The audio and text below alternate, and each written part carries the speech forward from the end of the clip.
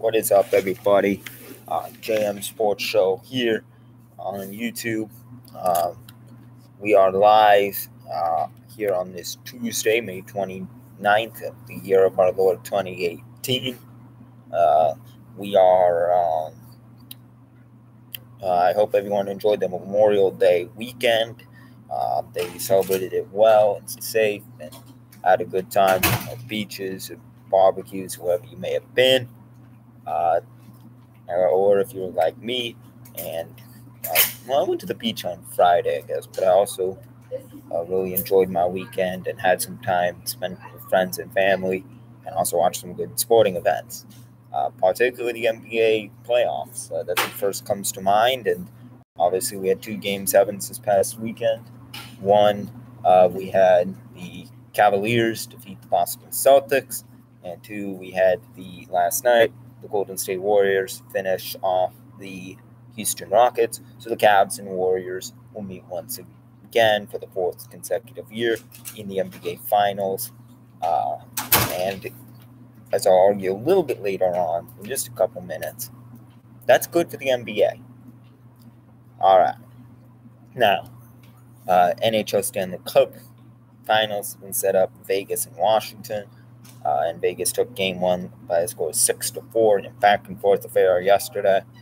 So they have a 1-0 advantage heading into Game 2. I believe that is on Wednesday. But I'm an NBA guy, first and foremost.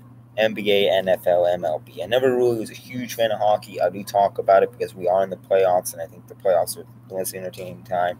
Regular season hockey, not so much. Playoff hockey, fun. But I'm an NBA guy. I'm going to talk some NBA, and the title of this video, if you've clicked on it, is Why Cavs Warriors is Good for the NBA. Man, I actually was cheering for the Rockets, I'll admit, but the more I've thought about it, if you cheered for like a Boston-Houston series, what are you? I bet you're a fan of the Zune. You really like your BlackBerry.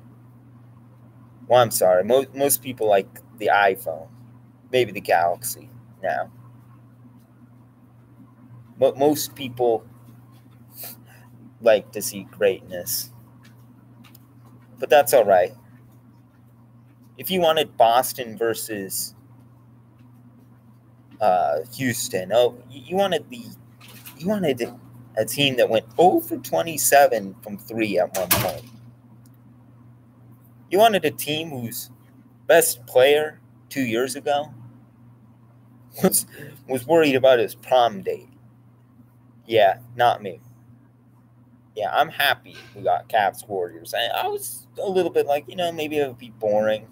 And I don't think it's going to be a good series. But it's the best rivalry in sports right now. Really, LeBron versus the Warriors. Because he could be on any other team. It wouldn't matter. If he was playing the Warriors, it was great. I mean, people really wanted to see Boston versus Houston, Boston versus Golden State, or Golden State, Houston versus Cleveland. People really wanted to see that. This is the best series the NBA could ask for. It's the best series because it involves the best player ever, LeBron James, versus the best team ever, the Golden State Warriors. I mean, LeBron James has dragged this team, whose second best player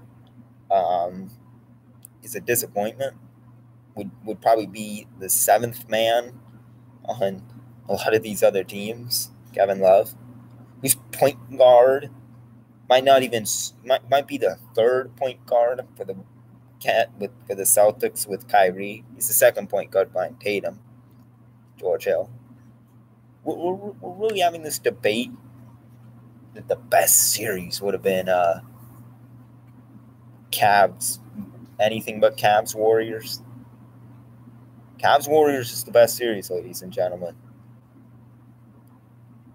For the NBA in general, for the sake of this rivalry, I know there's a lot of haters. And like I said, I kind of wanted to see Chris Paul get a ring. I'm fine with that. If you're a Rockets fan or a Celtics fan, I'm fine with you cheering for that. But as a general NBA fan, or maybe you're a fan of one of the players like Harden or Paul, I'm fine with that. But as a general NBA fan, don't you want to see this rivalry? Don't you want to see these storylines? Is it really boring to have a debate over the greatest ever? That's what drives sports media. Is the LeBron versus Jordan debate? Is the Warriors versus the Bulls debate? Who's the best? Who's the greatest? That's a big part of sports debate, is debating the past versus the present. And we get a good opportunity with this series to have more debate. And I think it's, look, I don't think it's going to be a close series. I think the Cavs are going to get dominated. I'm not going to say sweep just because the Warriors have this bad habit of not really caring. So maybe one game they let slip and LeBron goes off, and I just don't see a LeBron James team being swept. That's only happened once back in 2007. But, man, yeah, this is going to be – it's not going to be a pretty series.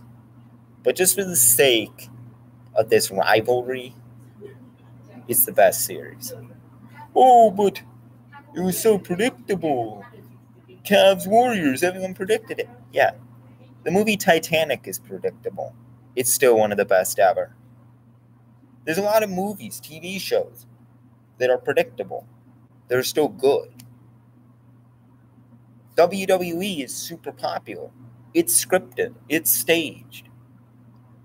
It's still good. You know? UFC's pretty much scripted. That whole bus thing was scripted. It's still fun to watch. Why does it have to be random? Hockey is random, you say. Well, look at the ratings for the NHL. And nothing against the NHL, but its ratings stink. If you really want, randomness, NHL is a great example. But people don't watch the NHL because, well, A, it's just not very well advertised. They're on what, one network, NBC. They were playing playoff games on USA Network and CNBC. And you really want us to watch? You really want us to watch Winnipeg? Unless you live in Saskatchewan, you don't care about Winnipeg, Canada. I'm sorry. The NBA is one of the fastest growing sports, and it's been built on rivalries. Boston versus LA, Chicago in the 90s, especially, versus some of those Utah teams. The San Antonio Spurs, the NBA has been built on rivalries, and it's been built on dynasties. And we like dynasties. We like, seeing greatness. Most people do. So I think those are the reasons I think Cavs Warriors, even though it's not going to be a pretty series this year, and really I say LeBron versus Warriors, it's still good for the NBA because we like seeing dynasties. We like seeing great teams. And I think, it's just it might be the last year of this dynasty, of this rivalry, because in the West, Lakers might get Paul George and LeBron to go along with their young core. Houston's going to be good again. Minnesota's improving. Utah's a sneaky good team.